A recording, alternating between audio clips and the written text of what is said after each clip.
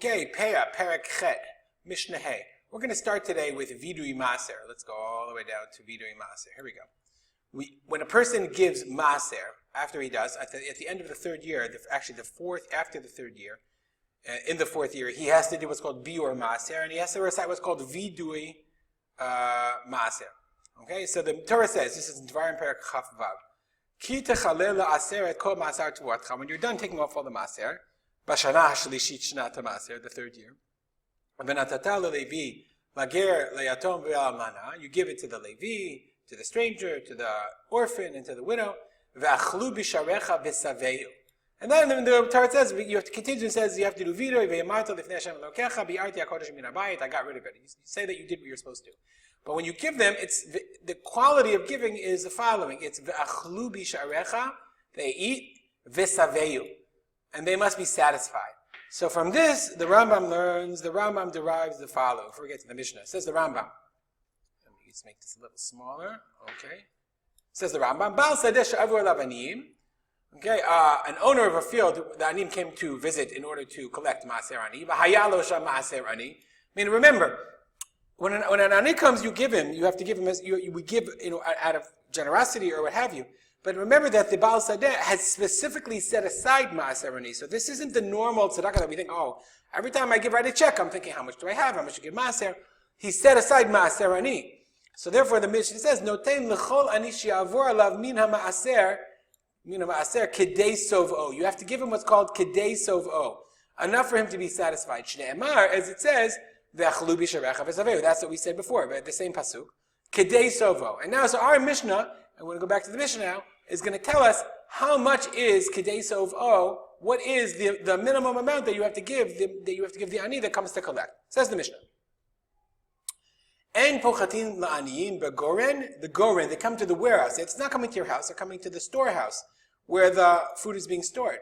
So you can't give, pochet means pachot, less. You can't give less to the poor. In the goren, mechatzi kav chitim, the kav so'orim. Half a kav of chitim and a kav of so'orim. How much is a kav? So Kati says kav is a sixth of a se'ah. 4 lugim, which is great, that helps all of us, okay, which is 24 eggs, 24 beitzim, about, he says, 2 liters, okay? That's how much a kav is, and I guess a half a kav would be 1 liter. Rav Meir Omer Chatzi kav. Rav Meir says no, half of that, half of the kav of se'orim, not a full kav. Kav v'chetzi kusmin, v'kav grogrot omaneh dveila. It depends on what you're giving him. If you're giving him kusmin, okay, kusmin is spelt. Let me check. Yep, spelt it is kusmin. Okay, so if you come for spelt, kav v'chetzi kusmin, you want to have kav of kusmin. Kav grogrot. Grogrot are figs. Dates, don't remember, 1 second, let me check. Dried figs, o maneh dveila, or a maneh, which is a quantity of dveila. Dveila, okay, is when they took the te'inim, they took the figs, they made not fig Newtons, but they squashed them together and they made these big cakes out of them. So that's how they would store their fruit, because it would go rotten otherwise. So they would dry it and make this beautiful dveila, this cake out of it. So you have to give them a maneh, which is about 400, a maneh is a Mea dinar, which is 400 grams. So you give him 400. Rabbi Akiva Omer, pras. Rabbi Akiva says it's half a maneh. So pras is half a maneh, and that's how much you have to give him. Chatzi log yayin. If you're giving out wine, you have to give out half a log, about half a liter. Rabbi Akiva Omer revi'it. Revi'it shemen, you give a quarter of a revi'it is a quarter of a liter about of oil. Rabbi Akiva Omer shminit. Rabbi Akiva says half that. Ushar kol peirot, and the rest of the fruit, Amar Arba Shaul. It's enough for them, you'd have to give them enough of a quantity for them to sell them and then be able to buy the produce, be able to buy enough food for them to purchase 2 meals worth of food.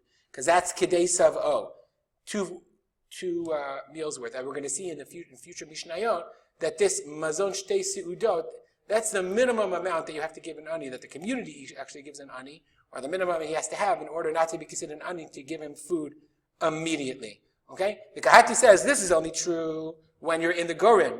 Okay? But when you're in your house, then you can give him whatever you want. Why? Because little by little, because that's not from your Maaser Ani. Okay? That's a mitzvah of tzedakah. And the Kedei Savo is only a mitzvah in the Gorin when you're giving Maaser Ani. In addition, he says it's also when you're out in the field, when he came out to see you. Okay? But because he can't, because when he comes out to the field, remember the houses are far apart. He came to collect specifically from the Goren. But in the city, when it's in, then you could give him less because he has a lot more people to go collect from. Nonetheless, I find it very interesting that the Torah devised a system of tzedakah, of maaser, that you had to designate. And today, the idea of maaser, you should give, you shouldn't give. Here, there's a requirement. This is not yours. Take it to the side. It belongs to the ani, on the one hand. And in addition, there's minimum that you could give him, that you have to give him when he comes to collect. He has certain rights in this equation as well, which is very different than normally the relationship we have with the people that we give money to. Okay, if you have any comments or questions, feel free to contact me at